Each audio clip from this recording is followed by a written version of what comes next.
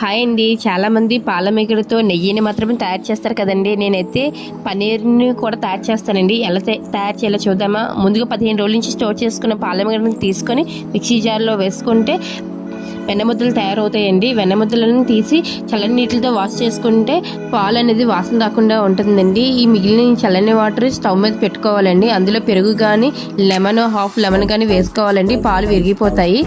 ఇలా విరిగిన పాలను క్లాత్లోకి ఫిల్టర్ చేసుకొని క్లాత్లోకి టైట్గా హోల్డ్ చేసుకొని బరువు పెట్టి పక్కన పెట్టి ఉంచుకోవాలండి. ఇలా 1 అవర్ వరకు ఉంచుకోవాలి. నెక్స్ట్ పక్కన బాయిల్ అవుతున్న వెన్నముద్ద మరుగుతూ ఉంటుందండి. మరిగిన దాంట్లో 2 తమలపాకులు కానీ కరివేపాకు కానీ వేసుకోవచ్చు. నేను 2 వేసుకొని బాయిల్ చేస్తానండి. ఇలా పైకి సపరేట్ అయిన తర్వాత చల్లారిన తర్వాత ఫిల్టర్ చేసుకోవాలండి. ఇలాగా నెయ్యి సపరేట్ చేసుకోవాలి. మిగిలిపోయిన ఈ బ్రౌనీలోని కొంచెం షుగర్ వేసిన టేస్ట్ చాలా బాగుంటుందండి. 1 అవర్ తర్వాత ఓపెన్ చేసి చూస్తే వాటర్ డ్రై అయిపోయిన తర్వాత చూడండి పన్నీర్ క్యూబ్స్ అయితే రెడీ అయిపోయింది.